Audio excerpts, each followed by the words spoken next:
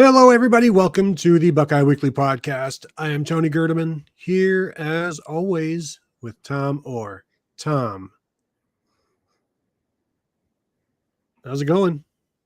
Well, Tony, earlier this afternoon, I was out running errands as one does on the last non-working weekend, essentially, of the next 3 to 4 months, and just was out at a store, and my phone buzzed with a text from Kevin Noon in our little group text, and it had a link to twitter.com, and there was no context to it. It was just a link, and I thought, oh, Lord, I bet I know what this is. And Tony, I regret to inform you that I was correct. Yes, reports coming out that Michigan has received their formal official notice of allegations. And so this is something we've been talking about and dealing with since last October. And Tom, this is basically just what you have to deal with when you tangentially cover a renegade program. Stuff like this is going to happen. The NCAA is going to be involved. So sometimes we have to drop everything we're doing and talk about it. So that's what we're doing today. And I think trying to figure out what to do first. The reports that are coming in from, say, Nicole Auerbach, Dan Wetzel, Pete Tham, like not a lot of changes from the Notice of Allegations draft that dropped earlier in the month.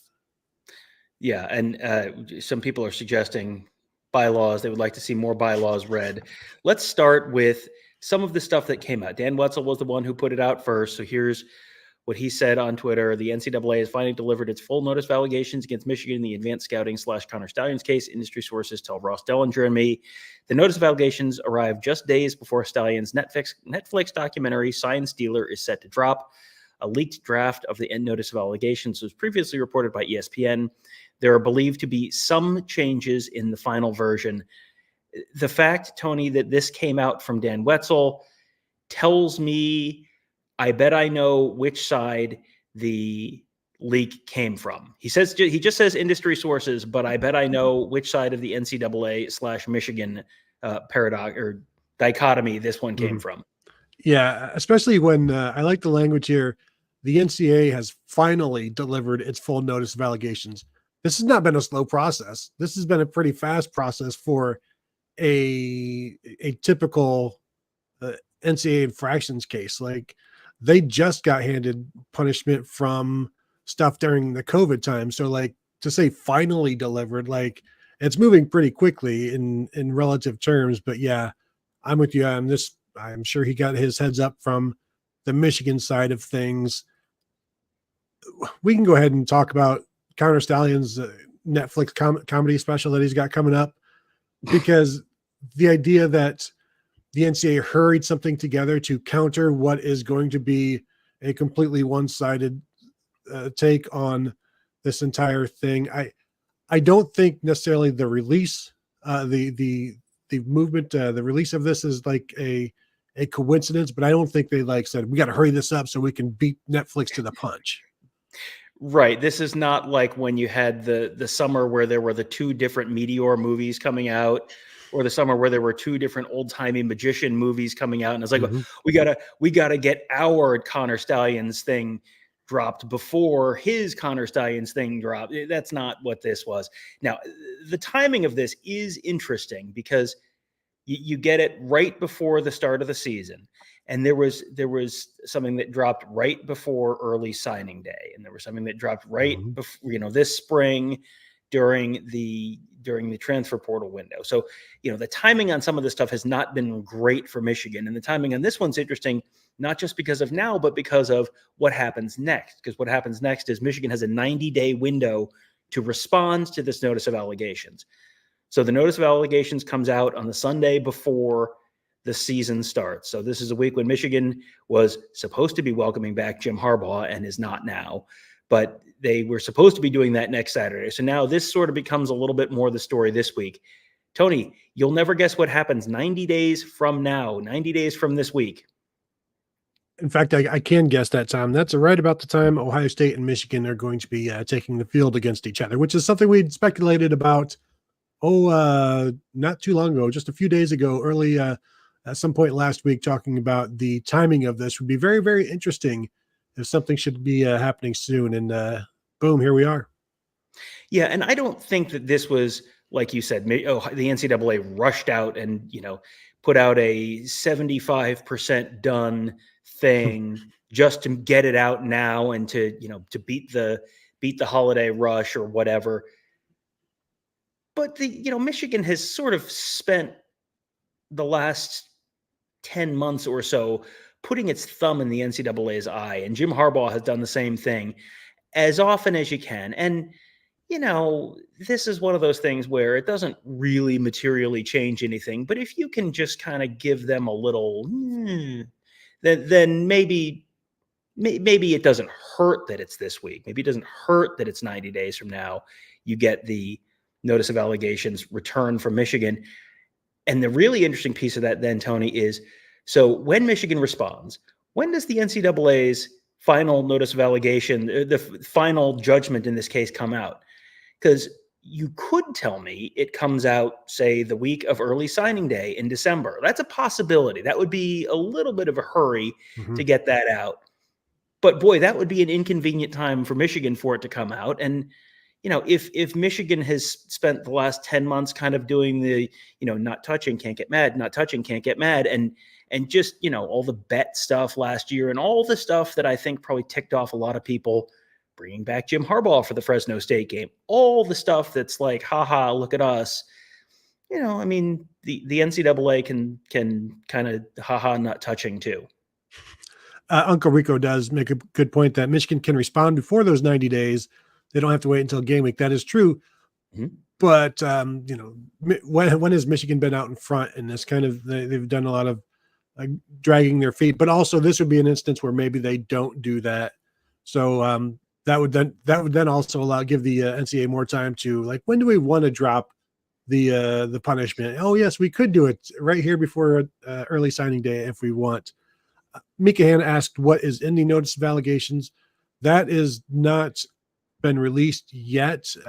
What we do, the reporting around it is that it's very similar to what the draft was, and much of the draft we already know about. And I went through and thought, you know what, people are going to need to be reminded what was in the draft. So I went through and put, let me just bullet point it in a Word document. Mm-hmm. Tom, I've got 13 bullet points of violations here. At what number of bullet point does the lack of institutional control come in? Is it 7 bullet points? Is it 9? Well, so that's a funny question, because I also have I have some slides here, and we have lots of people asking about reading bylaws, and this is from the NCAA's Division I internal operating procedures. I was about to pull up the slides for the previous reporting, because we are sort of circling back to some of the previous reporting, because the reporting today is that it's going to be broadly similar to what happened about a month ago. And I also have hit the maximum number of slides I can have in the program at one time. So we'll start with the just lack of institutional control piece of things here. Enforcement, Division I, internal operating procedures. Finally, failure to cooperate, lack of institutional control, and failure to monitor are among the most serious allegations. Accordingly, the following are general guidelines the enforcement staff will consider when determining whether to bring the identified allegations. And this is guideline for allegations 2.2-4. When determining whether a hearing panel of the Committee on Infractions could conclude that a level 1 or 2 violation occurred, bylaw 19.7.1 for all you bylaw heads out there, the enforcement staff must use use only attributable information and documentation, and B, evaluate relevant information in a fair and objective manner and exercising its discretion to bring or not bring an allegation. The enforcement staff should also review relevant bylaw interpretations and prior similar cases as appropriate. Case-specific interpretations are addressed above in IOP 2-1. Decisions whether to bring allegations are made on a case-by-case basis. Unethical conduct, failure of head coach responsibility, lack of institutional control, and failure to monitor are among the most serious allegations the enforcement staff can bring. Accordingly, the following are general guidelines the enforcement staff will consider while determining whether to bring the identified allegations. Rather than, Tony, read more bylines, I'm going to just read again that second sentence. Mm-hmm. Unethical conduct, failure of head coach responsibility, lack of institutional control, and failure to monitor are among the most serious allegations the enforcement staff can bring. Tony, I'm going to direct you to tweets from Nicole Auerbach earlier this afternoon. This is just her sort of saying, yeah, the NCAA has delivered the notice of allegations. She says, most of what has previously been reported from ESPN regarding the draft and NOA remains. Per a source, Jesse Minter and Denard Robinson are working with the NCAA on a negotiated resolution, so it's a split case. That was recruiting stuff that was not related to the Connor Stalions thing. The rest will go the Committee on Infractions route. Now, here it is. One other difference. Michigan's earlier case involved COVID area recruiting violations, has now been resolved by the NCAA, so Harbaugh/Moore can be considered repeat violators. So that is potentially, as a repeat violator, that is something that can bring more significant punishments. There was something else in her reporting. I believe it was this slide. Yes, here we go. I guess the correct slide. This is from her story on NBCSports.com. The NCAA has not provided any evidence that connects Harbaugh himself to the knowledge of Stalions' scheme, the source said, but the NCAA can still hold Harbaugh accountable for wrongdoing that happens with or without his knowledge as part of its head coach responsibility rule. Tony, do you remember when we were just talking a second ago about the head coach responsibility rule and how that can lead you to some of the more serious punishments? Mm-hmm. Yeah. Can you go back to the lack of institutional control and failure to monitor slide there? Because I want to point something out here. That one? In terms of the unethical conduct, that has been laid out in the draft, at least, regarding Connor Stalions being on the Central Michigan sideline. That was part of the wording in that about how it jeopardizes the game itself and things of that nature. So that has been talked about in the notice of allegations. The failure of head coach responsibility, this would all fall under his purview, and the fact that he himself has not been cooperative in any of this, and certainly not going to be cooperative now, would be in neon lights right there. Lack of institutional control and failure to monitor, like, this is all part of that. And so, like, it's all there. Like, all of these things are kind of there. So that is something to note. Now, in terms of the, like, what all was in the original notice of allegations draft, like, we can run through it, but Sharon Moore is one of 7 members from the 2023 football program accused of violating NCAA rules. One of those things was not necessarily an NCAA rule, but Sharon Moore deleting 52 texts from Connor Stalions on the day that the Stalions story broke. Now, the NCAA eventually got those texts, and from what the draft said, the violation that is going to come from that, which could be a show cause, could be a suspension, was just basically trying to hide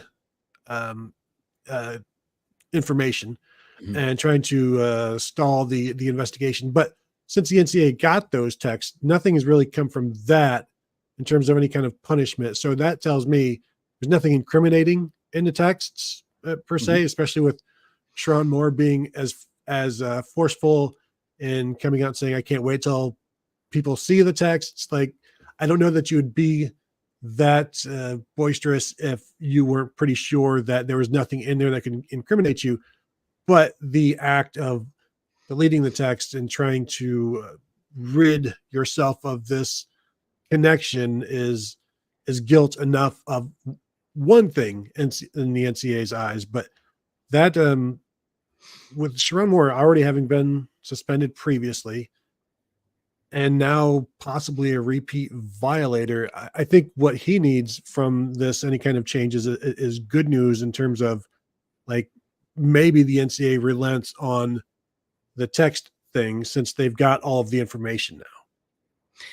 Yeah, I think that's, if you're hoping you get some leniency from the fact that you didn't actually, truly destroy them, that you did, they were able to recover them, you can maybe rely on that. But I think, hoping to remain in the NCAA's good graces when you are a repeat violator, as he is, because we talked about this in conjunction with the, cheeseburgers, etc.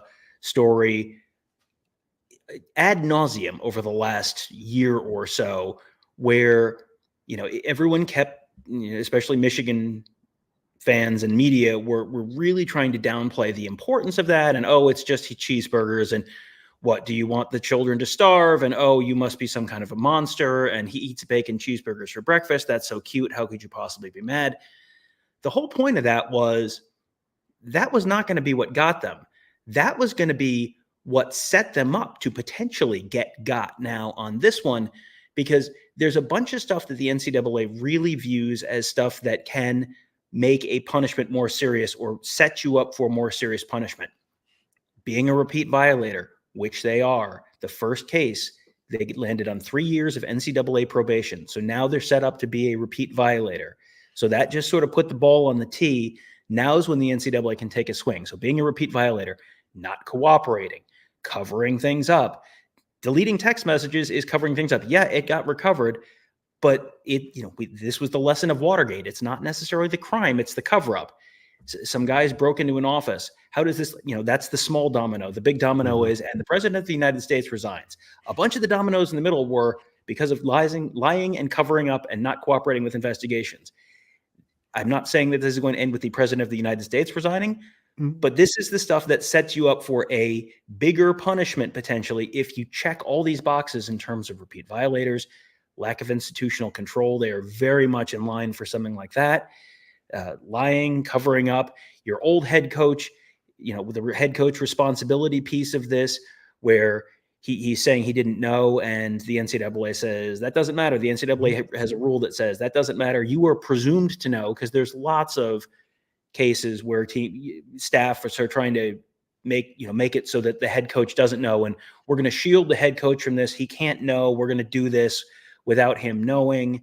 And the NCAA knows that's crap. Everyone knows that's crap when it's someone else's team. And then when it's their team, it's like, oh, no, he didn't know. You can't hold him you can't hold him responsible. The NCAA has a rule that says whether you knew or not, you're responsible for it. And so he's going to be responsible for it. And certainly that's one of the reasons he's now the coach of the Los Angeles Chargers and not the coach of the University of Michigan. Yeah. And this was something that was in the not in the plans, but Jim Harbaugh had been trying to get to the NFL. And so he finally gets that opportunity. It just happens to be at the same time this massive NCAA investigation is going on from one of the largest cheating scandals in college sports history. Coincidence. But more of the violations are more in the allegations. Harbaugh, linebackers coach, former linebackers coach Chris Partridge, former recruiting staffer, program staffer Denard Robinson, and Connor Stalions, all accused of committing level 1 violations, which is the most serious charge in the NCAA's enforcement process. The school itself also has a level 1 violation charge per the draft. We'll see if all of this stays in there when the full notice of allegations come through. And then, of course, Jesse Minner and Steve Klinkscale, former assistants, accused of recruiting violations unrelated to all of this. Like that was part of the process of once there is some digging, there is going to be more finding.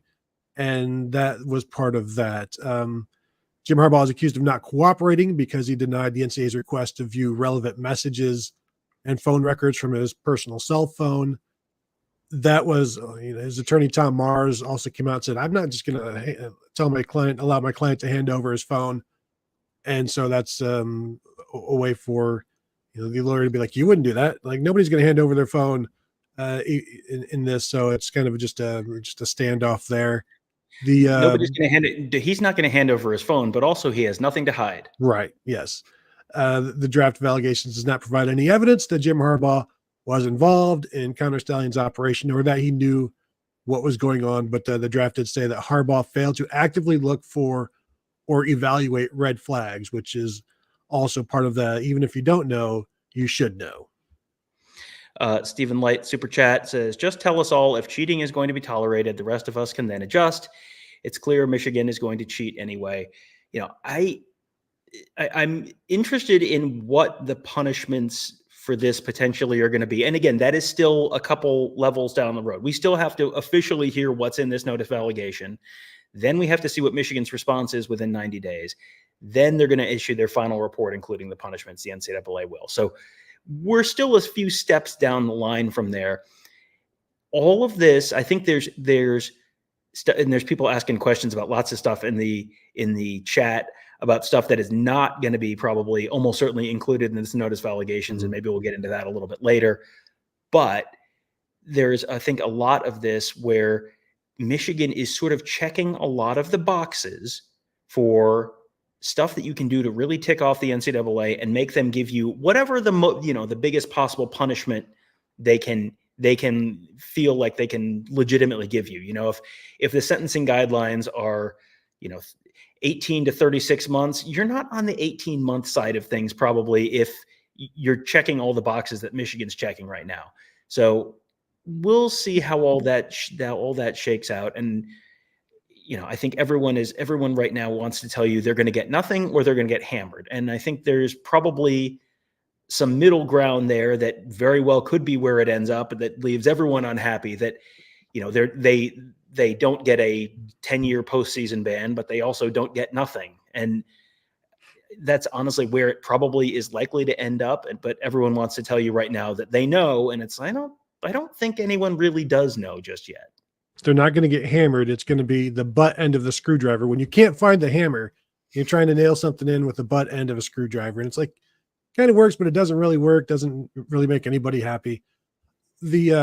There was something else about that super chat that I wanted to, hang on, I'll pop it back up. Actually, it probably wasn't that. It was something else, but because it's just a lot. I was just looking at the chat. There's a lot going on.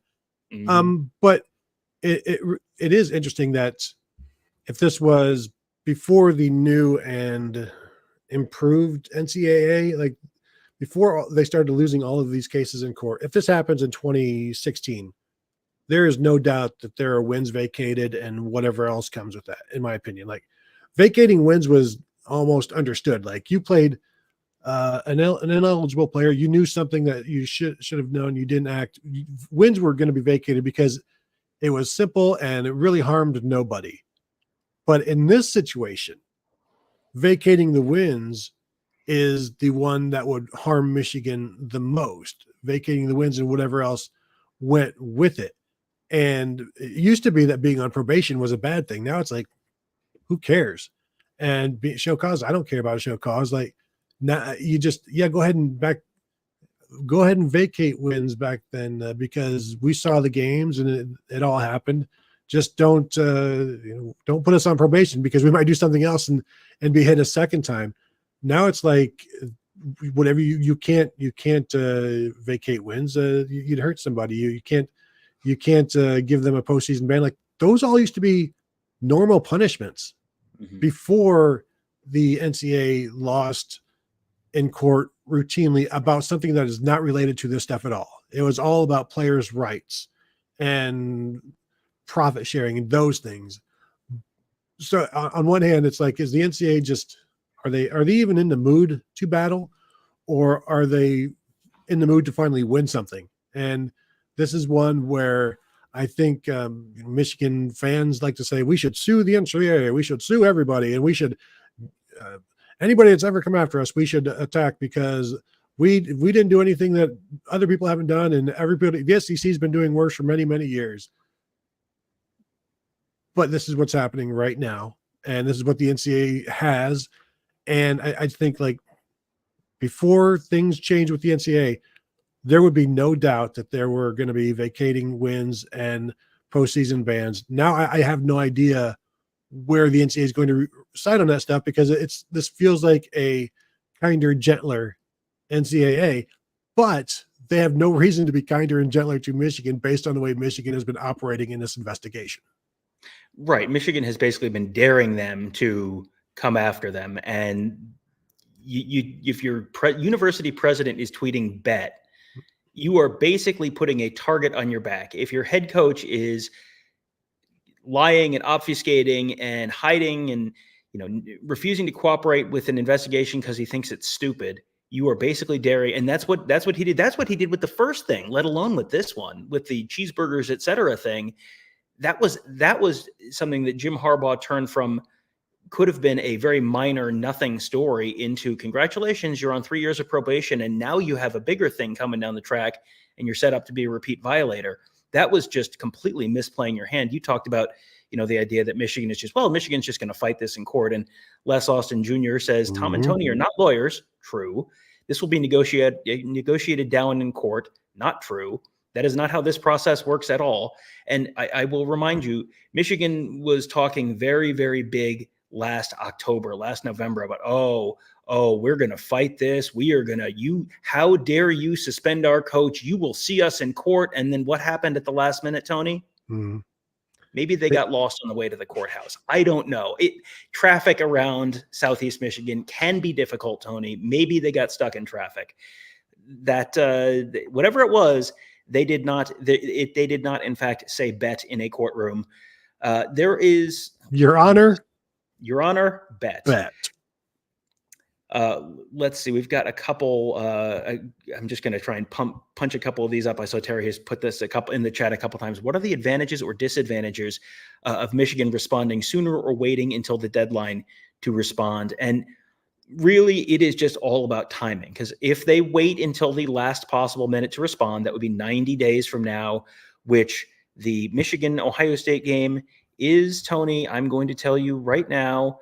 Believe it or not, I don't know this off the top of my head. 97 days from today. So this 90 days from the 90-day window to respond would put them on the Saturday before the Ohio State-Michigan game. So that's when, if they wait as long as possible to respond, when that would come. So if they wait as long as possible, then this is a story the week of the Ohio State-Michigan game. How much of a story? I don't know. How much of a distraction is it going to be? I don't know. This is going to be a big topic of conversation that week regardless. And I can already tell you, assuming we're up there in Ann Arbor for the Sharon Moore press conference on that Monday or that Tuesday, allow me to assure you his answer is going to be, I can't talk about that. It's an ongoing thing, so we're not going to address that at all. So just go ahead. You can you'll say, why didn't you ask him about that? And the answer is because that's going to be the answer. Someone will ask him, and that's going to be the answer. So whatever, it's fine.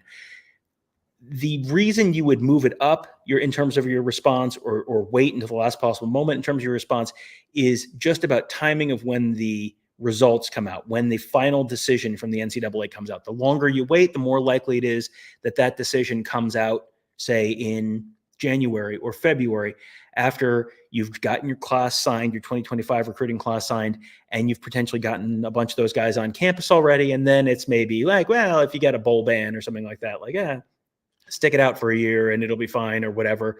As opposed to if you put it in early, maybe it happens before early signing day and it chases off some of your guys in your class. Maybe it chases some guys into the transfer portal after this, after the season. And we don't know, they're in the process of changing the transfer portal rules right now, and they might do away with the post-spring transfer portal rule.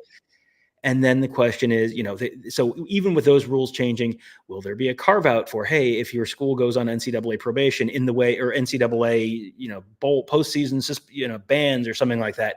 Will there be a carve out for that in the transfer portal rule in the same way there is if your head coach leaves? There's a lot that we don't know right now because a lot of the rules are still in the process of being changed. But in terms of the timing, that's the kind of stuff that would factor into it. And there's a lot of it depends built into all of this, because you're not going to believe it, but a bunch of stuff is changing around college football right now. Well, and I also think Michigan would wait to see how they're doing this season in football. If at some point they're 4-4, they're like, yeah, let's go ahead and respond, and also go ahead and take a bowl ban and this year and try to be the bigger man in all of this. So there's that aspect as well. I envision them just taking as long as possible. And they're not going to tell anybody that they've sent in their response. Somebody would probably have to get that from the NCAA, or Michigan would tell somebody on the Michigan media side that, yeah, we've sent it because they've asked. Like if somebody's asking, hey, have you sent it? Like, yeah, we finally sent it, something like that. But that could fly under the radar a little bit, even though people are looking for it. I don't know how much. Once that's done, like once that is sent, then again, you're just nothing is new unless you can get the response from Michigan, which is like, what is Michigan? What are they saying about these allegations? What is their counter? Does any of that get leaked, which I think would be very interesting. And I don't know how often stuff like that does, So I'm trying to think back to my mind immediately goes to, do you remember any Tennessee situations where, because there's been so many where the the school's response to the notice of allegation gets leaked, and then you have an idea of what they say before, like pretty quickly after the fact of when they send it, you find out what they say to the NCAA. But I don't know that we will get that, but it's the ticking clock, and so this is going to be a topic of conversation. But we don't see a lot of conversation up there about it, whereas like this is an ongoing thing. You'd think there'd be more conversation about it, like for instance the Connor Stalions Central Michigan thing. And maybe this has happened and maybe it hasn't, but it seems to me like I can't believe nobody has sent a FOIA request to Central Michigan for correspondence regarding Connor Stalions and what has been going on up there, and any kind of information about that investigation there. Like, what is happening with all of that as well? The NCAA has confirmed that he was there, and that is part of the allegations as well. So, like, there's that is interesting to me in terms of more coming out about that. So yeah, there's still a lot to come out about this, and I don't think we alluded to it. Like, I don't think this is the last piece of this entire investigation.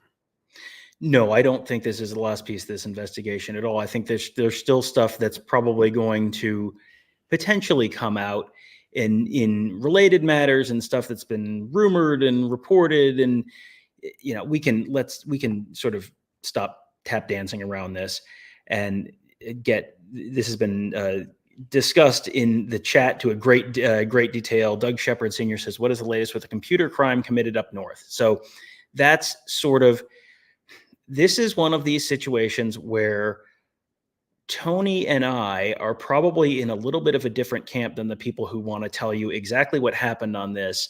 And maybe they know and maybe they don't. And if they're wrong, they'll just say, oh, well, doesn't matter. And we're kind of in a little bit more of a, we have a little bit more standards in terms of what it takes to have something in a reportable format, let's say. So the gist of this, if you're wondering what is he talking about, is that Matt Weiss, the former Michigan offensive coordinator, he left his position. I don't remember if he resigned or was, suspended without pay or whatever it was. I think he was terminated, but I don't know that for sure. And the reporting around it was always very vague and sort of weird. Like, yeah, the phrase was computer access crimes. And there's been lots of reporting and speculation on what that actually means. I think we've all sort of heard some things about that, but not in a reportable format. But then the question is, what else did they find when they were investigating this crime? Because this was this was law enforcement. This was not just University of Michigan HR involved in this. That case is still ongoing. I don't believe he has been charged with anything yet. And until that case moves forward, if it does, or if that case is dismissed, whatever the resolution of that case is, there's some other stuff that's potentially tied up in that. So the answer on all of that is there is no indication that any of that stuff, if it does exist, is in this notice of allegations. It could be in some future thing if it does exist, and if it is proven out to be what people say it is, then we may be doing another podcast at some point in the future. But that's another thing where that's several steps down the line. And, given the potential seriousness of what's sort of been discussed there, that's a case that may take a while to sort of get all sorted out. So how did I do, Tony, in terms of answering the question without saying anything that I wasn't supposed to say? Well, I mean, this is still ongoing and nothing has been confirmed. So to act like it has, like, Tom, you're very responsible. You were not insulting to your audience. You are not trying to take advantage of a situation. So good on you. Look at me. Don't ever expect me to say that again. There's a lot of comment. Jordan Kapler, the amount of brain rot in the chat is impressive and also not surprising. We are going to encourage everyone. There are folks from both sides represented in the chat. We are going to encourage everyone to keep it as civil as possible. We've given folks a couple timeouts when it's gotten a little close to the line. Not going to ban anyone. That's not what we're planning on doing here. Just let's all be civil. And I think it is possible for people to have different views on what's probably going to happen here. But it's, this is something, again, where we're not talking about this as here's what's definitely going to happen. We don't know what's definitely going to happen. You don't know what's definitely going to happen either. I think that's sort of an important point. And I think that there's been a lot of conversation about, well, they can't do this, they can't do that. Last year, they couldn't issue any kind of a postseason ban last year because it hadn't been proven, and you can't do that to the players. And now, if you can't do a postseason ban now because now you're punishing different players, and you can't punish, you couldn't punish those players then, but you can't punish these players now. And you can't do a scholarship thing because it punishes other players, and you can't vacate it because in the past that's typically involved players who weren't eligible. I mean, everyone has a reason why you can't do this, you can't do that. Given, again, this is, and we can go through another one related here. It's related to Tom's checkboxes comment. How many of those checkboxes did OSU tattoo controversy check off compared to the current Michigan violation checkboxes? So this is the conversation we're having earlier in terms of here's the stuff you can do that would tick off the NCAA, and get them mad at you and get them to potentially levy a more significant punishment. And the being a repeat violator, check. Having a head coach not cooperating with the investigation, check. That was the old head coach. The new head coach deleted text messages, and yes, they've recovered them, but that doesn't really matter. Obviously, your first thought was, oh crap, I'm going to delete these text messages. And Tony, when he now says he can't wait for those to be released, how often have you deleted text messages that you could not wait for the whole world to see? I can't off the top of my head recall doing that, but maybe you're built different. I don't know. Well, I mean, I delete texts with the hopes that they come out publicly. That's the only reason I do it, is so that one day, hopefully everybody gets to see these. That's why I get rid of them. I will remind people, like Jim Tressel was fired for lying to the NCAA for not being forthcoming about that investigation. And the story back then was because there was an active FBI investigation or whatever, and that he was trying to protect his players from being killed, basically. Like that was some of the reasoning, like that they were involved with some shady people, and so he was worried about their safety.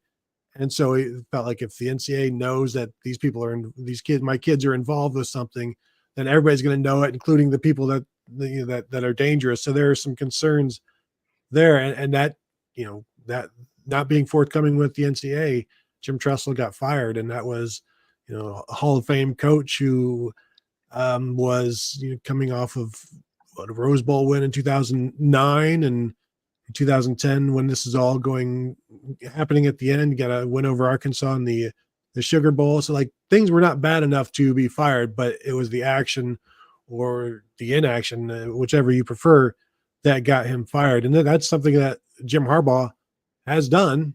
That's something to a lesser degree Sharon Moore has done with the not being forthcoming with, but I will say, in terms of at that point, he just deleted the texts at that point. Like there was no investigation right then. So at least as far as we know, but the timelines on these get a little shady from 10 months ago. So, that's whatever it is, but like Jim Tressel lost his job.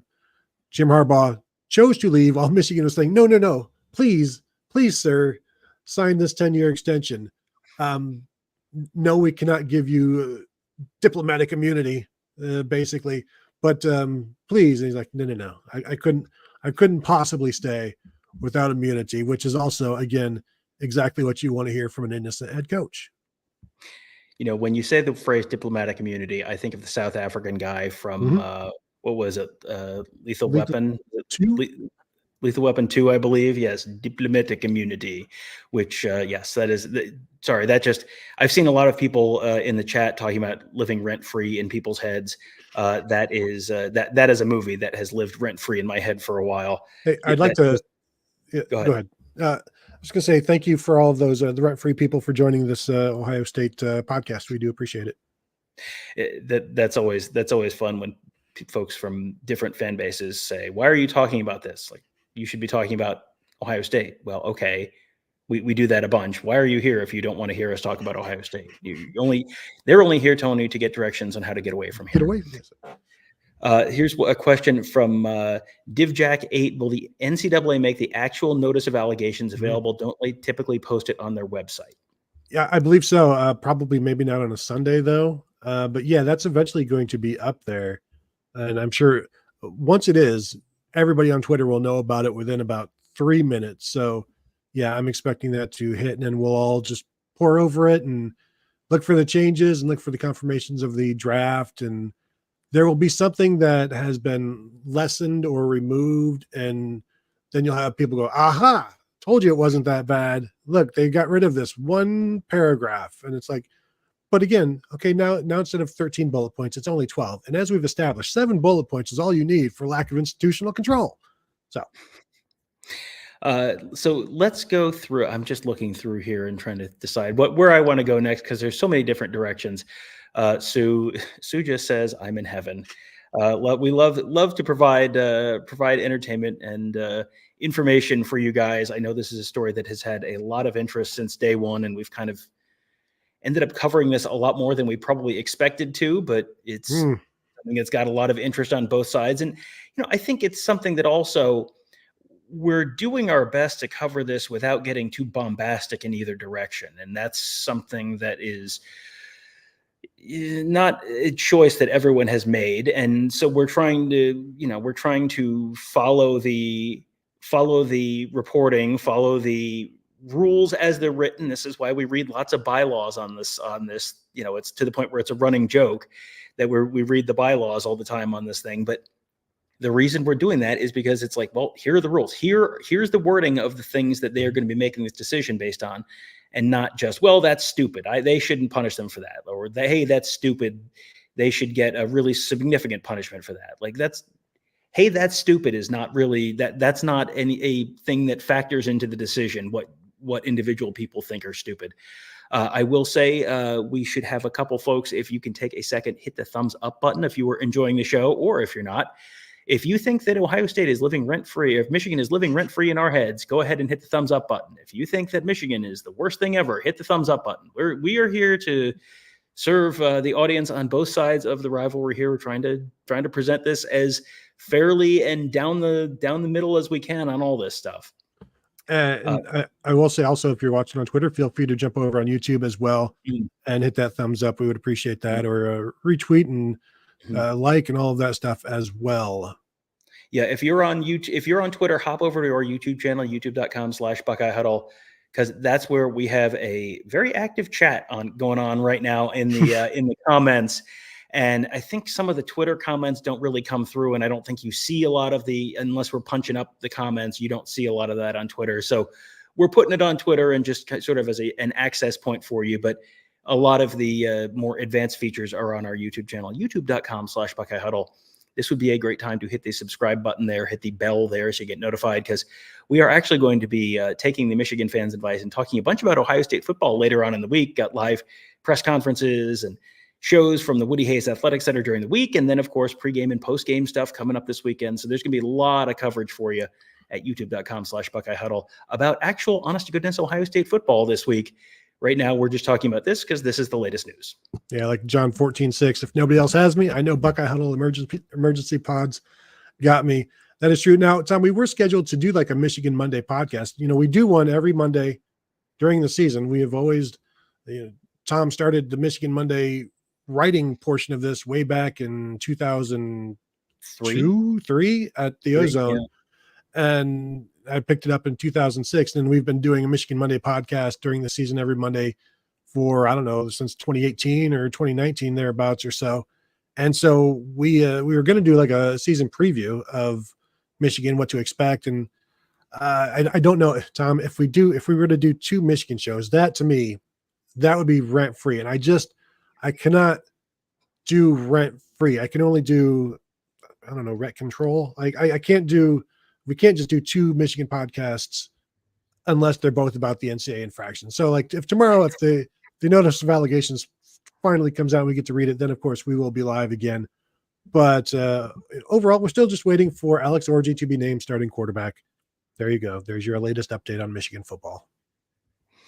Yeah, and why are you talking about this? Uncle Rico says there's literally a Netflix documentary coming out about it that happens on Tuesday this week, and Michigan fans are wondering why we are talking about it. Yeah, it is a thing that, you know, I have questions about the utility of that documentary coming out on Netflix based on the fact that it's going to be based around Connor Stalions as a central character and Connor Stalions' version of events. So I have questions about exactly how much utility there is going to be in terms of uncovering the true unvarnished truth behind this, but I'm sure there will be plenty of folks who watch on Tuesday.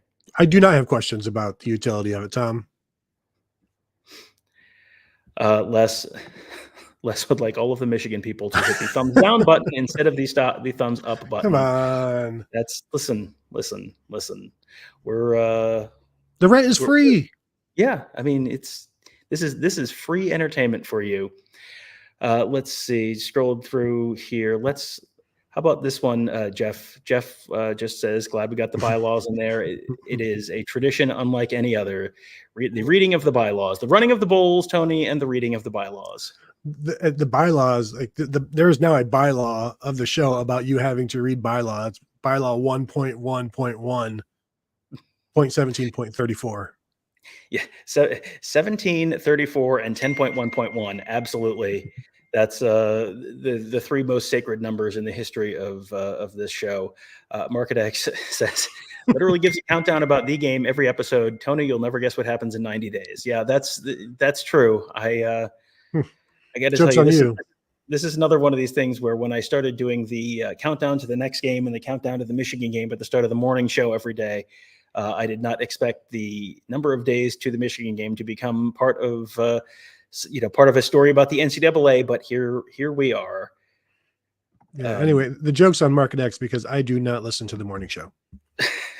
You're on the morning show half the time. You have to at least be listening to half of it half of the time.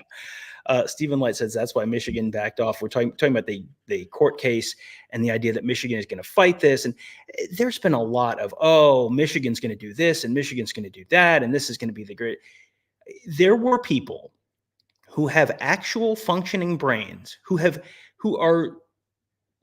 a pattern of being credible people in the Michigan media who were so upset about this last year, they literally suggested that the Michigan should leave the Big Ten and go to the SEC. Take a second and marinate in that for 1 second. There's a lot of the stuff that's, well, I'm mad now. So what are they going to do about that? And, they're going to leave and they're going to go to the SEC. And, they're going to go to court and they're going to do this and they're going to do that. And they're going to do what's right for truth, justice, and the American way. And, and then last year they were going to do that. And they got to the Friday before the Penn State game or whatever it was. And they were going to, or maybe it was the Maryland game the following week. And they were going to they're going to do it. They're going to fight. And they're going to fight for Jim Harbaugh's good name. And then they backed off. And Stephen Light says that's why Michigan backed off. The discovery process will be just grand.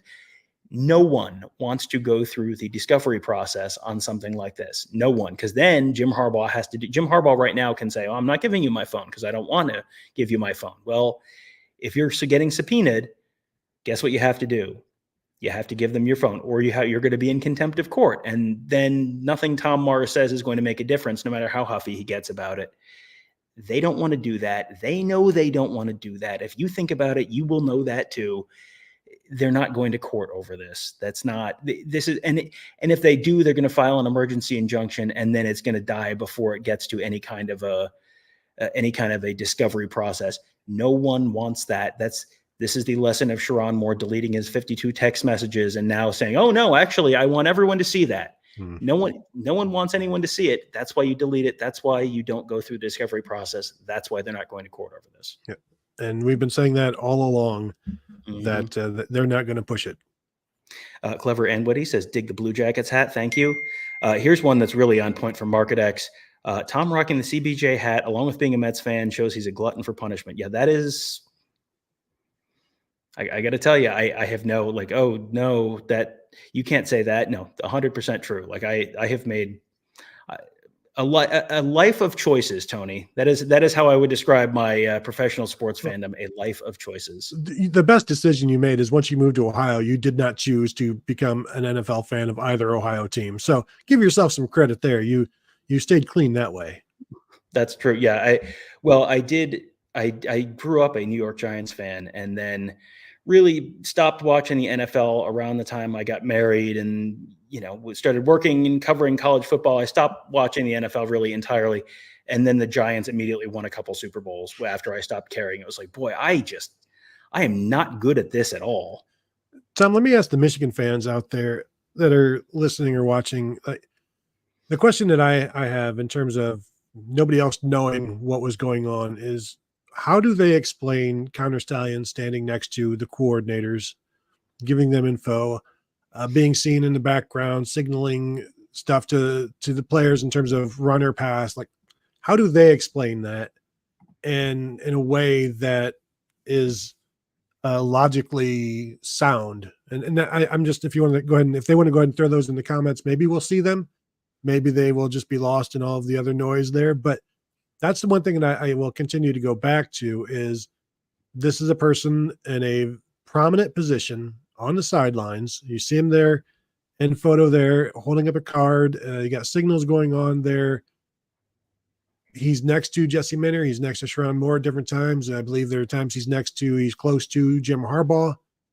This is a low-level staffer, as we remember, a rogue staffer. Who even lets a rogue staffer on the sideline? You got to be pretty important to be on the sideline. You've got to have a role. You've got to have a duty. What is his role and what is his duty? We know he's the sign stealing guy. Okay. But how did he get those signals? And we know the NCAA knows that he went about it in a way that was not within the rules. And so to think that the coaches who have been doing this a very long time are going to rely on Connor Stalions just because he was able to get this just from TV copy and all 22, they would have the amount of plausible deniability, or just the lack of, I'm going to choose to believe this without actually, I don't want to think about this anymore. I'm just going to take your word for it. I'm not going to do anything else other than take your word, and I'm going to think about something else right now, and we'll just go with that. But the idea that he was so relied upon in this, and I'll say so relied upon. Maybe I'm blowing that. I don't think I am, just because he's in a very prominent position on the sideline next to guys who are calling plays and need to know as much information as possible in order to get Michigan's offense and defense into the right position. So if you want to throw any answers in there from the Michigan fans in terms of your thoughts on why he was there and why that is all on the up and up, I would love to read it, because I've yet to hear a good answer for that.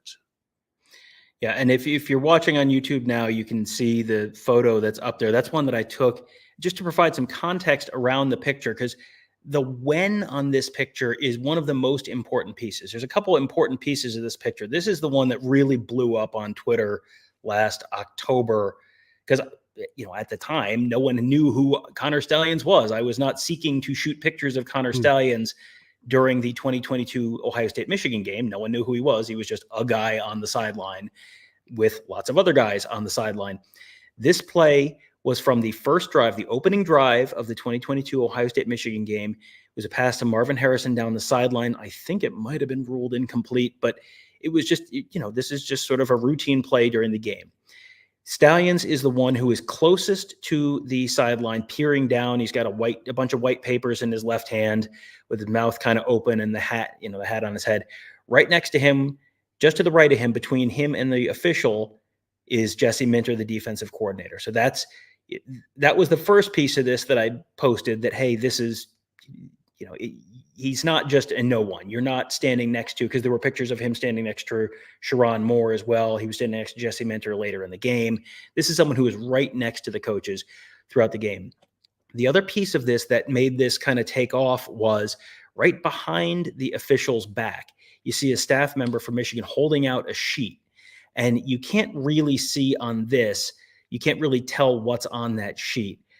We were told later that Ohio State staffers believed, they were pretty sure that those were Ohio State signals. If you zoom way in on that, it's a guy in a blue shirt, and it's and this kind of thing. It's this guy in the blue shirt, and this guy is in the orange shirt, or whatever it is.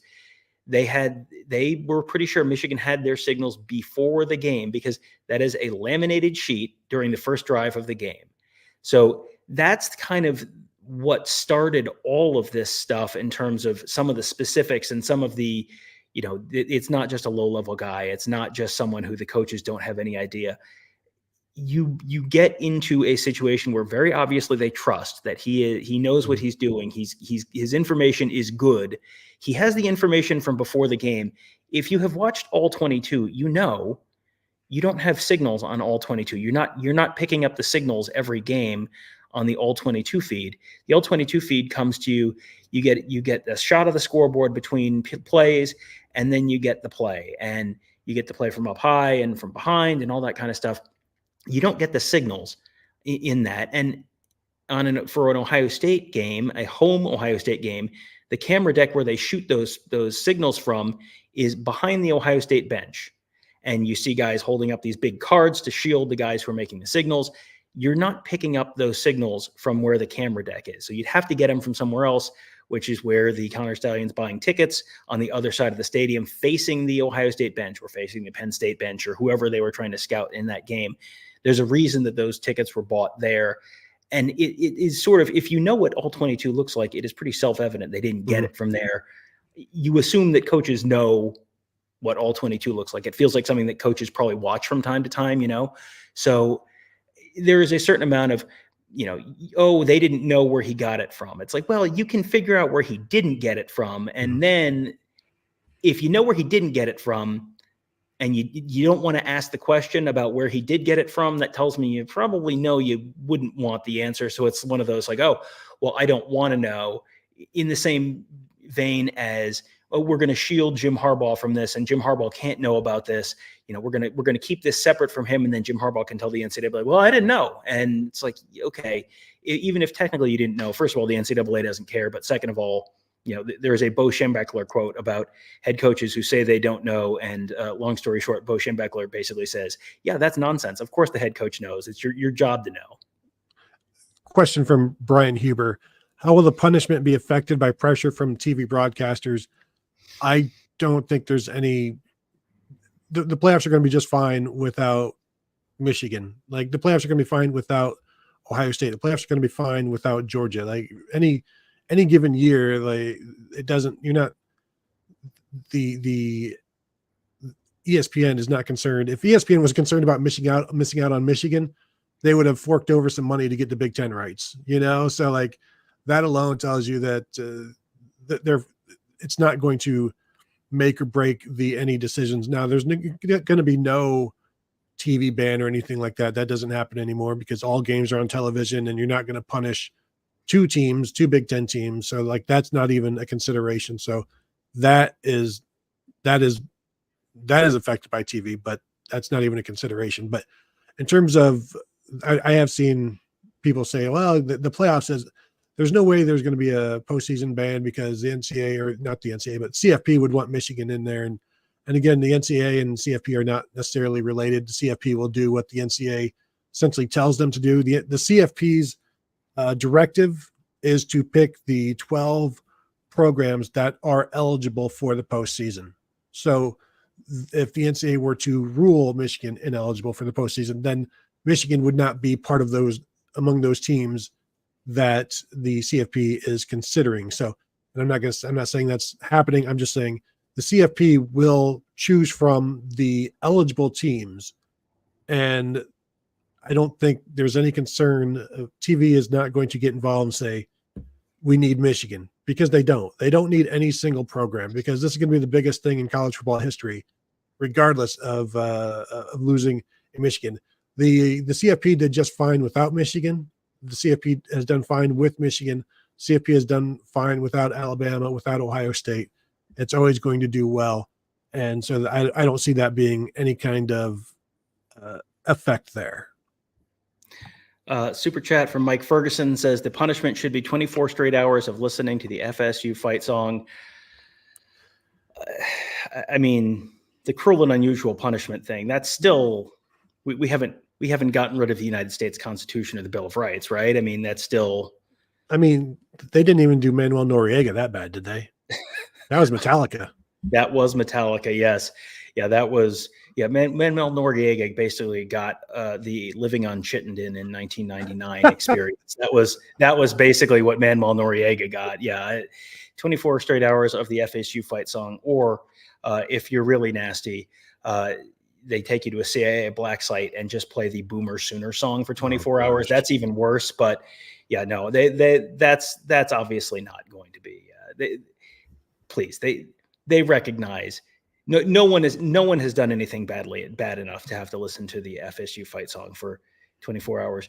Although that reminds me, Tony, of the Urban Meyer Time for War inside the Woody Hayes Athletic Center the week of the Ohio State-Michigan game. And this was something he brought up from Florida. During Florida State week, he would just play LL Cool J's It's Time for War over and over and over and over and over and over. And we were only in the building for an hour and a half, 2 hours, something like that. And it was off for part of the time we were in there when they're doing interviews. Tony, I never want to hear that song again. I have heard that song enough for an entire lifetime. It is a perfectly fine song, but oh my goodness, I have had more LL Cool J than I can possibly handle. Doing that felt a little like a war crime back then too. Well, and the players grew to hate it as well. I'm sure they don't, that's not part of their mix in the car, or maybe for Michigan games, you throw it in just to reminisce a little bit, but I'm sure it also brings back just, the shakes in terms of the constant looping of it. But I don't mind it. I find it kind of, it reminds me of the rivalry at least. So that's always a good thing. Here's an interesting question from Geiger Lee. Would the NIL funds from Michigan dry up if they get hit hard with punishments? And I feel like the answer to that is it depends.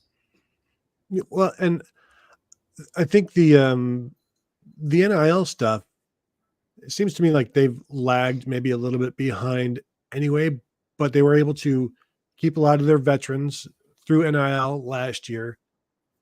They got their national championship. And so at that point, it becomes a situation where, are you happy with that? Did you get what you wanted and now you can back off? Or is it like, now I want another one?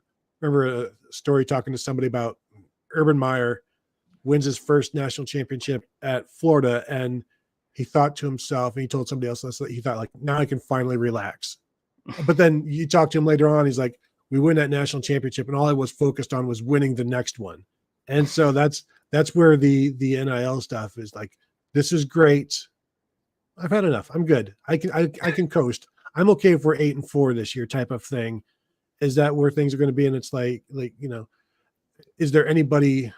The other thing is, who on this roster that are juniors do you want to come back? Like last year, they had guys that they wanted to bring back. Are there that same number of people this year that you want to bring back? And in terms of recruiting, right now is not a good time to be recruiting people when you have this cloud hanging over you. Now they can paint a very pretty picture, but everybody recruiting against them is going to be painting a very dark picture of what's going to happen. And a lot of times those dark pictures work. The negative recruiting works. That's why people do it, whether it's right or wrong, whether they're lying or they're telling the truth or just telling a future truth. Like a lot of times that works. And so you may need more NIL to pay for some of these recruits, but yeah, it is interesting with, Tom,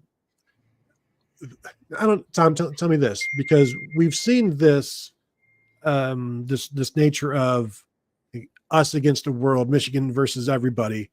Does that galvanize the boosters, or is it, because they're certainly not embarrassed by any of this? Well, I go back to 2011 when Ohio State, Jim Tressel stepped down on Memorial Day and Luke Fickell takes over the team, and the whole team, Tony, what was going to happen? They were going to come together. What were they going to do, Tony? What were they going to do to the world? Shock the world? Shock the world, Tony. Tony, how did that go? Not so much shocking. Yeah, that it's great. It's a great unifying thing right up until the point where you lose one game. Ohio State lost 24-6, I believe, down in Miami, and then it was kind of like, oh, now you have to keep playing, and now it's not so great. And they ended up going 6-7 that year. They went to the Gator Bowl. This Michigan team is too talented to lose 7 games. That's not what we're talking about here. But it can be a thing where it's galvanizing until it isn't. And then as soon as it isn't, boy, is it not. And they've got Texas in week 2, week 3, something like that. Let's see how that goes. Let's see how the USC game goes after that. They've got to play Oregon in, I think, October, and then they've got Ohio State in November. And those are a bunch of losable games. And I would guess they lose 3 this year. Let's say they go 9-3. At that point, that gets into where what you were talking about earlier. Do they self-impose a postseason ban this year and try and get some of the punishment out of the way? Because if you're facing lack of institutional control, that typically does come with a postseason ban. A lot of times that's a 2-year postseason ban. So are you going to try and get one of those out of the way? Are you going to hope that you do one, you throw yourself on the mercy of the NCAA, you say, oh, we're so sorry now. We're sorry we weren't sorry before, but we're sorry now. And if you do that when you're basically functionally out of the college football playoff picture this year, if they've lost 2-3 games, how does that get viewed? Does that get viewed as a genuine sacrifice, or is that a congratulations, you're not going to the Outback Bowl? We know why you're doing this now and why you didn't do this before.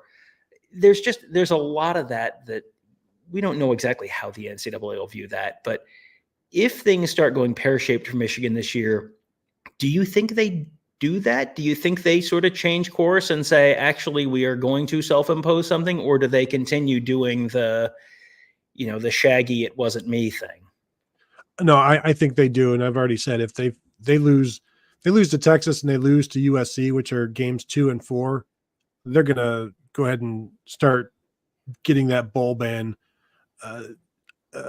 situation going. Because if you wait too long, then it's kind of a wink, wink, nod, nod type of thing. But if you can do it earlier in the season, or at least start making people aware of, hey, we're looking to do this. I do think that's going to happen. And I see the super chat there. We can take care of that right now. Yeah. Eric O'Brien says, do we feel Michigan will vacate the title? Do you think they're going to make Michigan vacate their title?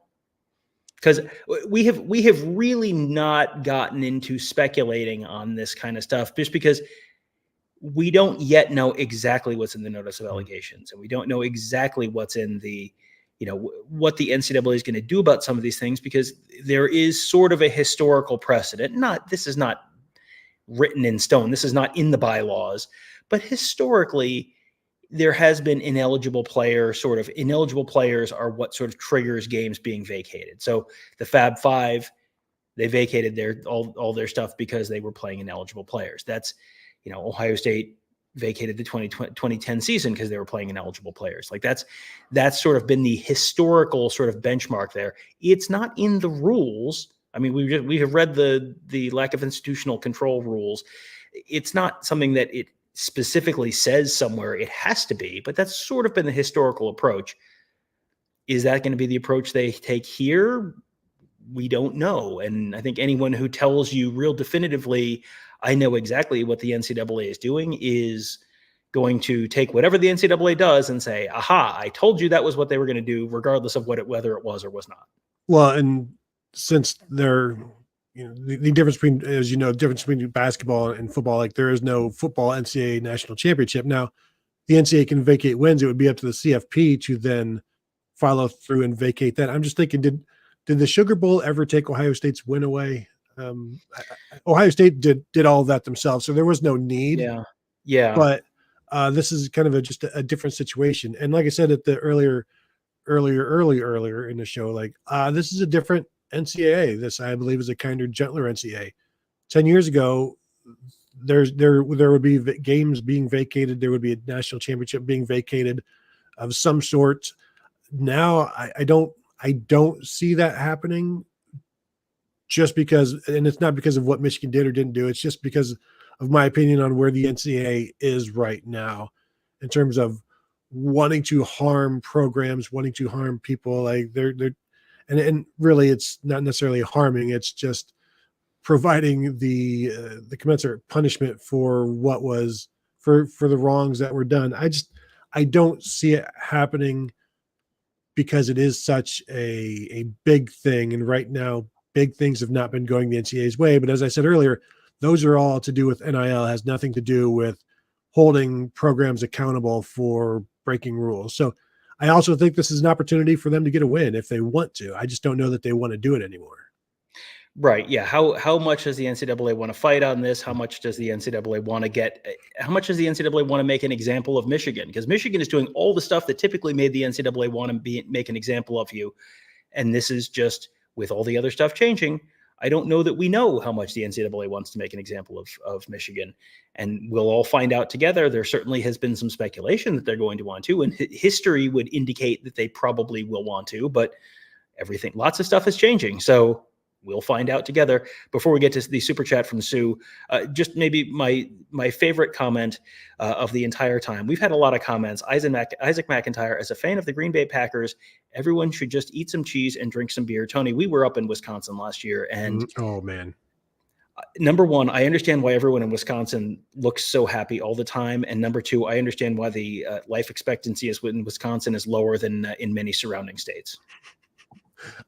I still like the story that John Perennis would tell us, the owner of the publisher of the Ozone, when he would go to cover a game in Wisconsin. One time he was in the press box putting together his meal, the post game, the press box meal, and he's like, it's all of these meats and cheeses and brats and things. He's like, is there a salad? And the lady at the food was like, sir, this is Wisconsin. Have some more cheeses. So yeah, but I can't wait to get back to Wisconsin. I've never had a bad time there, and the food is good. The people are good. It's Big Ten country, man. The drive, not great, but it is what it is. I think in a lot of ways, Wisconsin is the most Big Ten school. When you think about what really is the Big Ten, and if you think about the Big Ten in terms of historical style of football, in terms of the weather, in terms of the fans, in terms of, everyone's wearing those overalls to the game for some reason, and they've got their cheese heads on, and they're just grilling encased meats, and there's cheese curds everywhere. It's like, man, they're not the best Big Ten program, but I think they're still the most Big Ten program of anyone. Let's get to the super chat from Sue. Can the NCAA or Big Ten petition the CFP to vacate Michigan's title? And this is one where I think the NCAA would have to vacate the regular season, right? And then that would potentially, the Big Ten is not in the punishment business anymore. The Big Ten issued its punishments last season. This is no longer the Big Ten's call. So then it would be the NCAA would have to presumably vacate results from the 2023 season. And then the college football playoff operates independently from the NCAA. So the NCAA can't vacate that. The college football playoff would have to be, they would have to make a separate decision to vacate the title. That, I think, in every possible scenario, I can't imagine the college football playoff going, no, actually, we think they should keep it. It's fine. If the NCAA vacates it, I would expect the CFP to follow.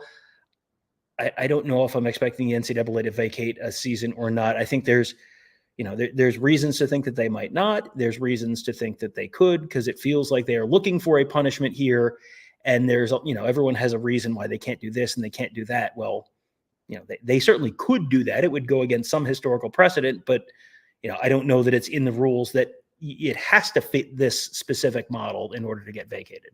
Yeah, and in a way, like I'll continue to answer this, and with Amy Matthews' post there, why have rules if you can break them? And that goes into this as well. Like there's no reason that the games that the NCAA has Connor Stalions dead to rights on having information about those games logically should be vacated.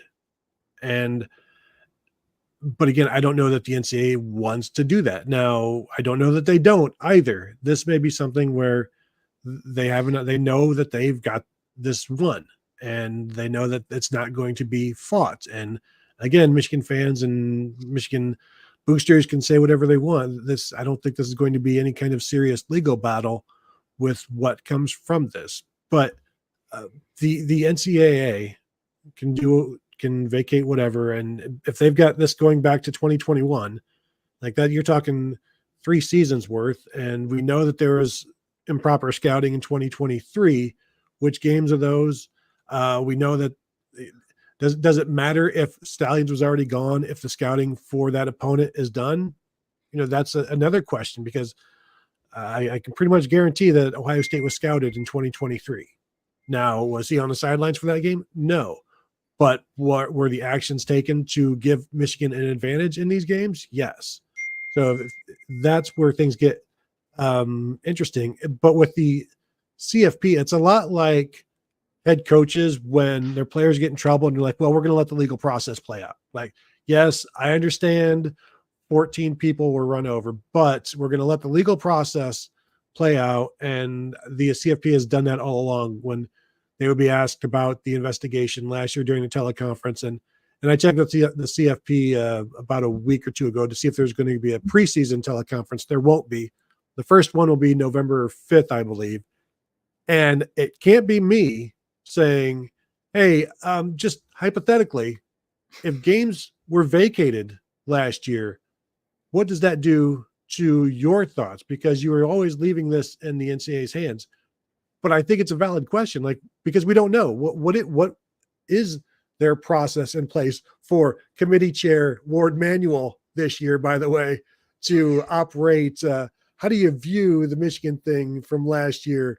Thanks for taking my call, Mr. Manuel. I'll hang up and listen, that sort of thing. They have to, he has to recuse himself when talking about Michigan in 2024. Does he have to recuse himself when talking about Michigan in 2023? I don't know. That sets you up for sure for the funniest possible way for this to go. Oh man, where Ward Manuel is the committee chair and then has to answer questions about Michigan getting stuff vacated. Because I mean, you go back over the years and it was like Gary Barta from Iowa for a while, and oh well, what if a team looks terrible and but they win anyway? Do you hold that against them? And it's like Gary Barta has to answer that question. Ward Manuel having to answer something about Michigan he would have to recuse himself, I would think. But that's why a lot of times I think Bill Hancock, the executive director, is also in on those calls, so that he can step in on stuff like that. But yeah, I'm looking forward to it this year, because I do think it's a real question, and maybe somebody not from the Ohio State beat will ask Michigan questions around the whole scandal and get us some answers.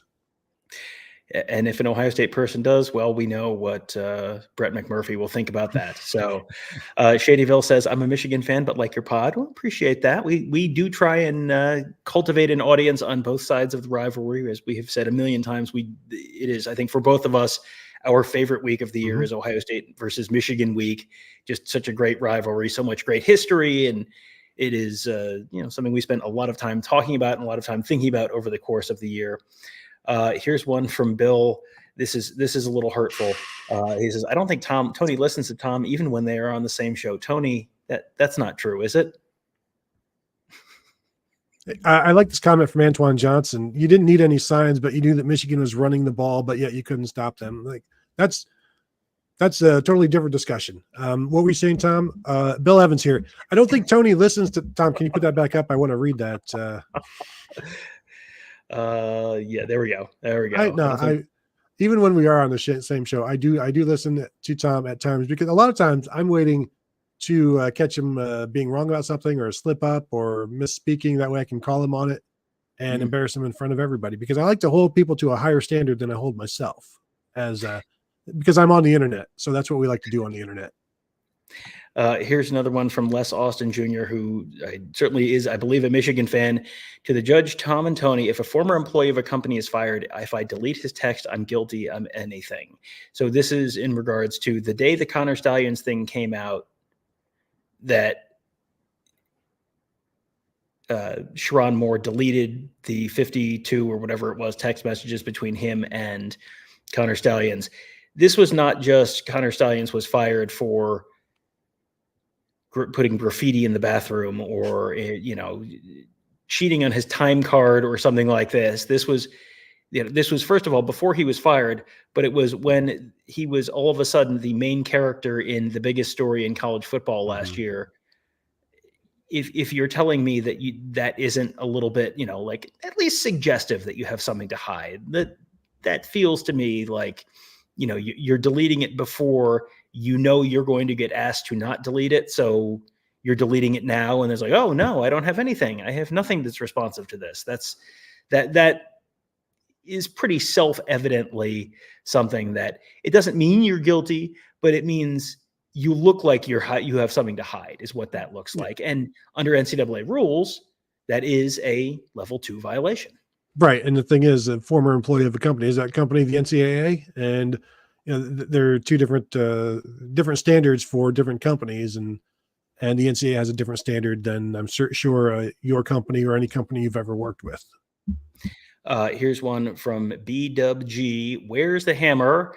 The Revenge Tour icon there, along with his name, suggestive once again that this is a Michigan fan. Where's the hammer? Well, that is not what was going to come today. That's not where we are in the process.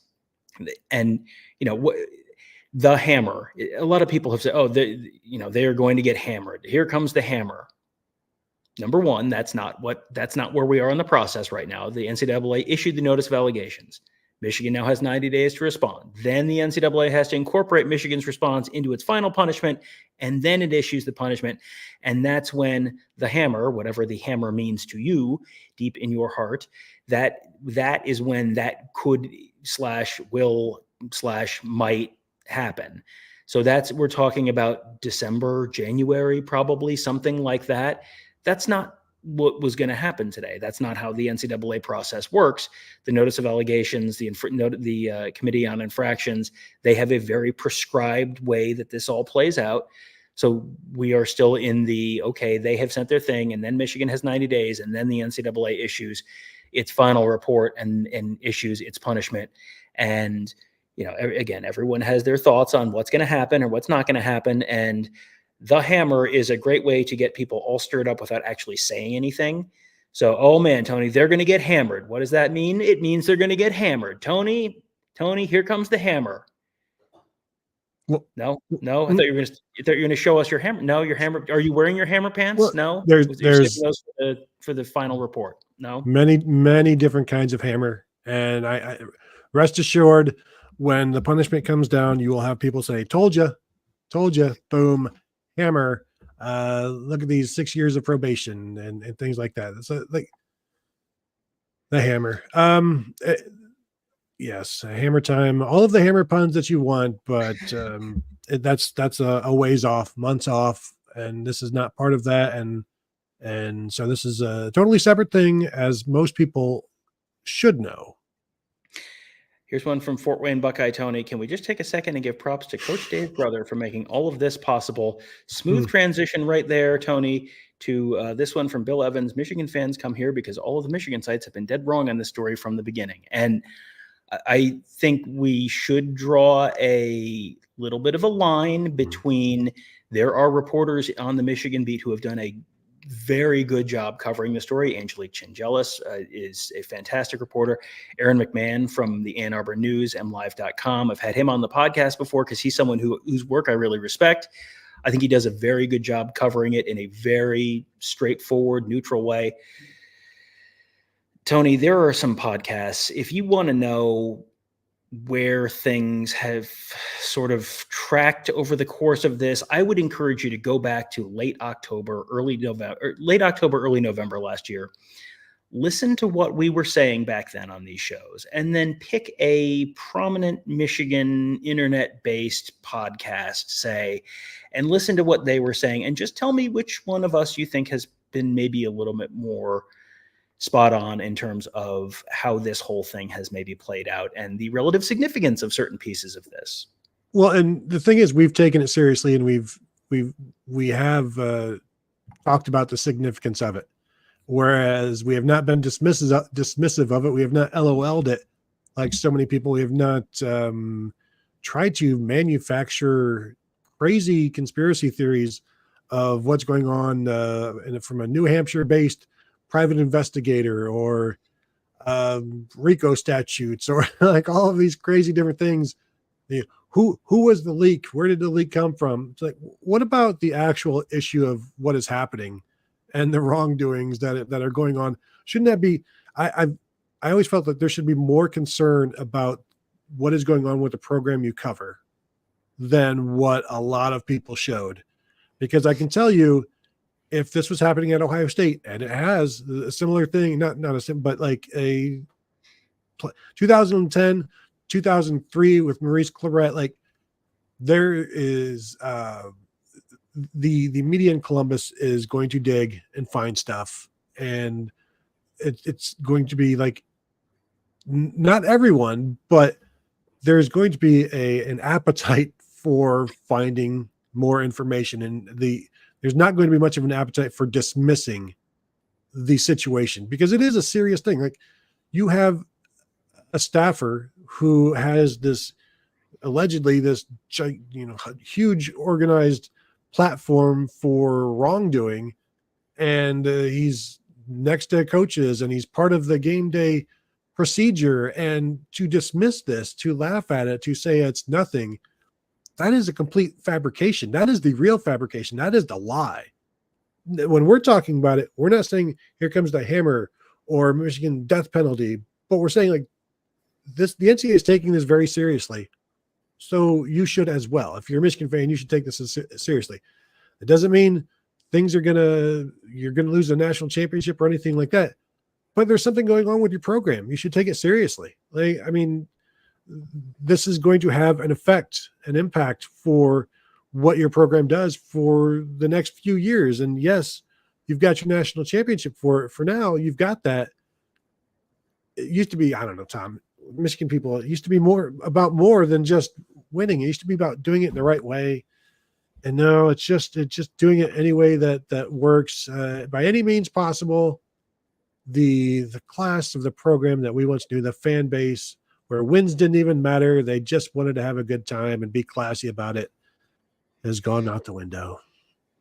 Well, I think that the thing that's maybe irritating to me is that some of the people who are trying to minimize this are also the ones who want to tell you that Michigan is nothing but a program with 85 brave warrior poets, all of whom are majoring in Latin in the classics, and all they want to do after the game, Tony, is take their best girl down to the malted shop to get a malted, and oh boy, isn't it swell? And the Michigan football, isn't it swell? That's what they should say on the banner they touch before the game. Like, no, not M Club supports you. Michigan football, isn't it swell?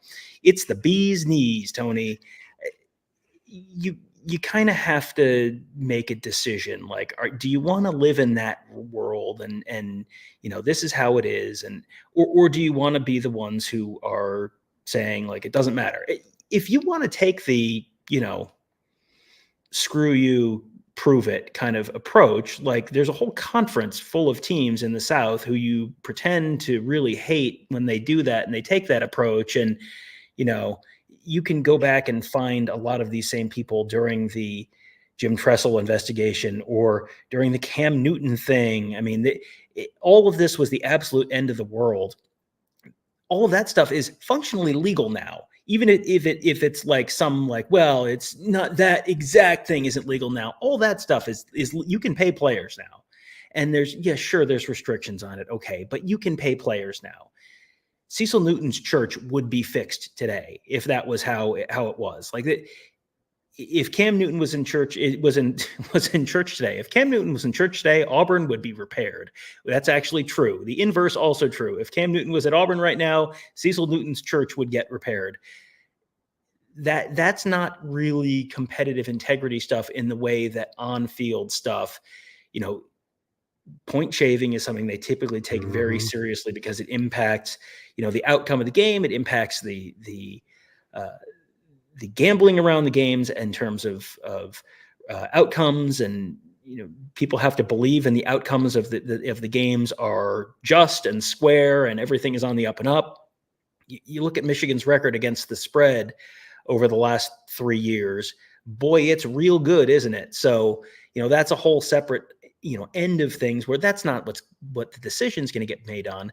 But in terms of just the competitive integrity of the sport, this is something that impacted the competitive integrity of the sport in a way that a lot of the other, big scandals, the Nevin Shapiro thing, the Jim Tressel thing, whatever it is, didn't have that kind of an impact. So that's one of the things that kind of makes this a thing. Tom, can I ask you can you go ahead and I know you've started all of the Michigan fan responses to my question about how they can square Connor Stalions being on the sideline talking to and giving instructions to the coordinators. If you can go ahead and throw some of those up on the screen, I would appreciate it. Yeah, well, I'm sure there are a lot. I found one from TK that said, "Why aren't they answering Tony's question?" I don't know if that helps at all. Thank you, TK. At least somebody was listening. It's like the Michigan fans are out there treating me like I treat Tom, and that's not fair to me.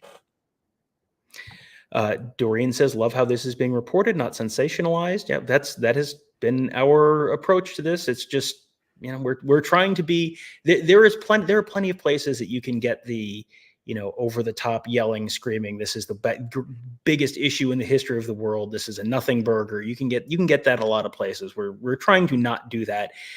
And Doreen does say, "I'm more focused on our season." I'm looking forward to being more focused on the college football season. I got to tell you, watching a full day of college football on Saturday, it was only like 4 games. It was delightful, Tony. That was banger after banger. Yeah. It was a top 10 team loses. It was 2 different teams coming back from multi-score fourth quarter deficits to win.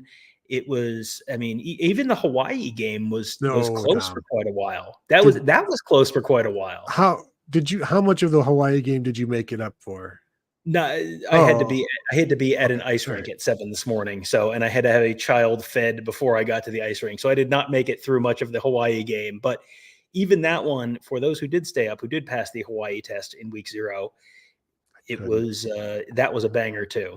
Yeah, no, it was a fantastic brief weekend. And as long as the games, it's like they're staggered, but as long as they're good, you're fine. It's the first round of the NCAA or the tournament where they're kind of staggered, but the games are all bad. Like these are all good. They're entertaining, and I'm looking forward to Thursday, because that's going to be the next real chance for us to watch some games, and Saturday just gets lost for us. But oh gosh, here we go.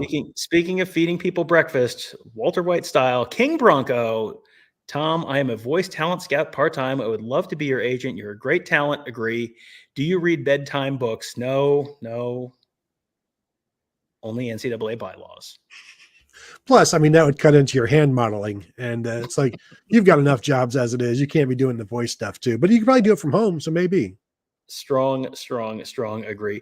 Do we just want to, for folks who we've picked up a ton of people, do we want to just do a quick run through just the latest news, and then maybe we'll wrap it up? Just sort of an update on what we've seen today, what we've heard today. Yeah. And before I start, if you want to go ahead and hit the thumbs up, we would appreciate that. But yes, if just tuning in, the reporting coming in is that the NCAA has provided its notice of allegations to Michigan. Michigan has received that. Both parties have confirmed this.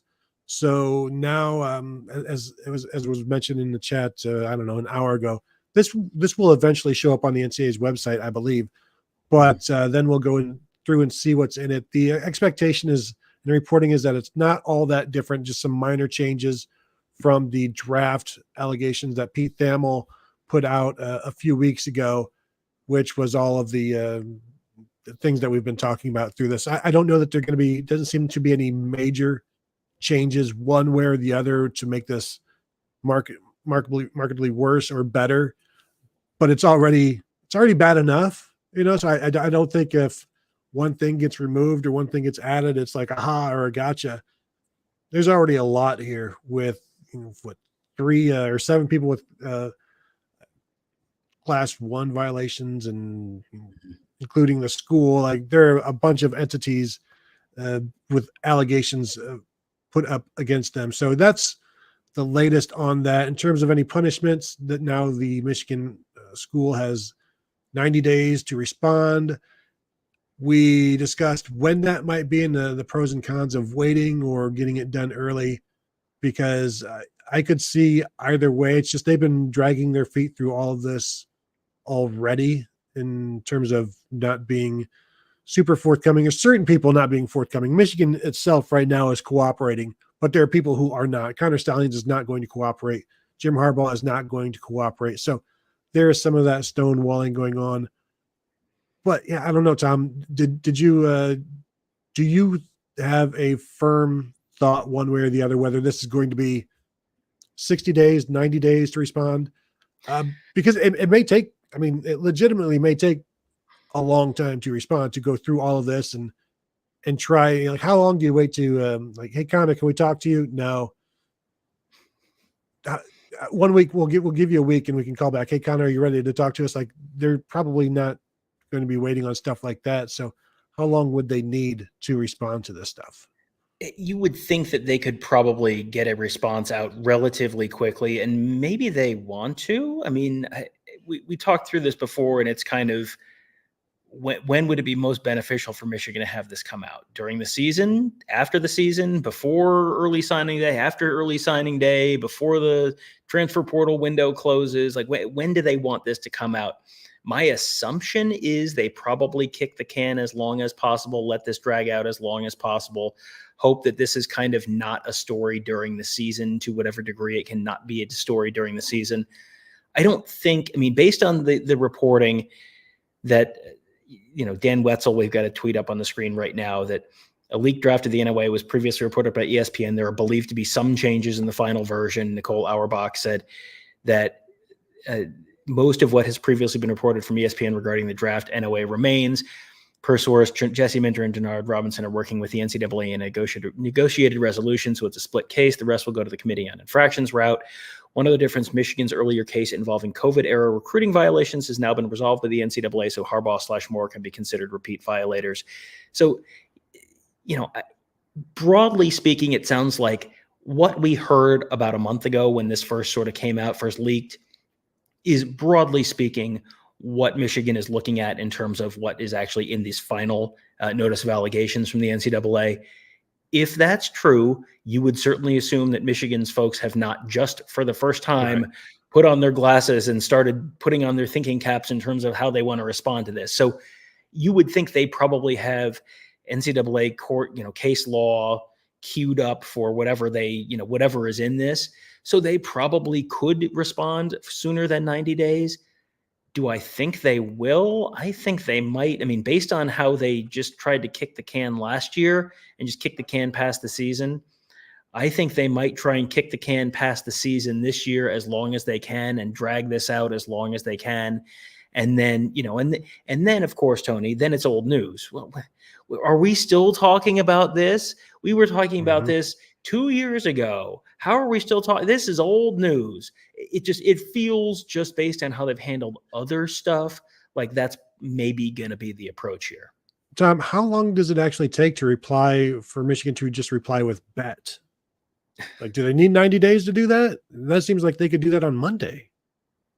It feels like they could. Yes, you probably have to do the like curly Q thing and cite the, the U.S. court case number that you're citing for when you say bet. But so there's probably, you got to get the brackets right and not the parentheses. You got to be the square brackets, Tony. Like, I took a media law course. I know these things. So yeah, you could have a response probably relatively quickly. I'm sure they have basically formulated their response. I think they're going to view this as there's no benefit to having the NCAA dropping this in October this year, because what if they beat Texas? What if they beat USC? What if they beat Oregon? There would be no benefit to having, beating those teams and then having the NCAA drop sending the response immediately, and then the NCAA drops a postseason ban for them when they're 10-1 going into the Ohio State game or whatever. That would be pretty devastating. I think it's probably going to be something they view as in their best interest to incorporate as much information as they can about this season and what this team looks like. And then, hey, maybe you do put in a, self-imposed some kind of a postseason ban if you feel like you're not going to have a very good season this year. Yeah, like I said, if they start out 2-2, they may start putting those brackets together on their response. Yep. Are we good? Are we set? Do we have some stuff that we need to clean up here? I think we're good. I mean, we can hit this one real quick from BWG. This is a Michigan fan saying the timing of this meant to sabotage and distract, fuel for the team. Thanks. The timing of this is certainly, if the NCAA wanted to give Michigan a little bit of the old, hey, you could read that into the timing here, given the fact that it's the first week of the season and you've got all the excitement around week 1 and they play Fresno State at home and they're going to be celebrating the national championship and they were supposed to bring Jim Harbaugh back. And then suddenly he decided he had to stay with the LA Chargers. Why? Oh, I don't know. It's impossible to say, Tony. And then you've got the week 1 and then 90 days from now is the Sunday before the Ohio State game. So, this potentially becomes a story in the news again then. So you could certainly read the timing, read that into the timing there. The timing on the second piece of this, well, that's up to Michigan, as we just said. They could get something in earlier than that. It doesn't have to drop the week of the Ohio State game. That's to some degree up to Michigan. Well, and if they are at like 8-1 towards, they're going to wait as long as they can, I would think, because they don't want any conceivable chance of any punishment railroading them this season. If they think they've got something that they can win, they're not going to give the NCAA an opportunity to impact their season. So I kind of think if things are going well for them on the field, they're going to just hold off. They're going to use their 90 days. Good friend of the program, Jordan Kapler, always one of my favorite commenters. Tony can leave, but make Tom stay on to wax poetically about the recent success of the Don't Mets. threaten me with a good time. And you guys can talk about the Mets all you want.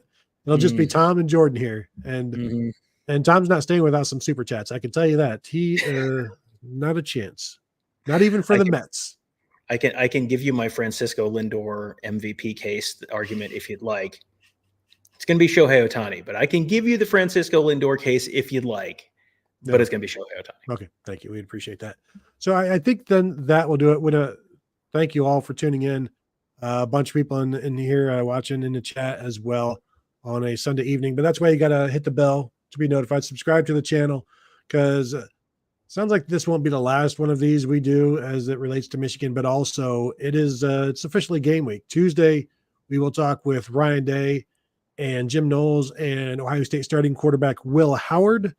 And we'll be doing something live after that. Per usual, that's going to be starting our live schedule for the season. Wednesday, we'll talk with players and Ryan Day after practice, early evening. And we'll be doing morning shows, Buckeye Weeklies, all throughout the week. Game week is finally here, which means our game week schedule is here, which there are not enough hours in the day. But we thank you guys for squeezing us in when you can. So thank you all for tuning in, and we will talk to you all later.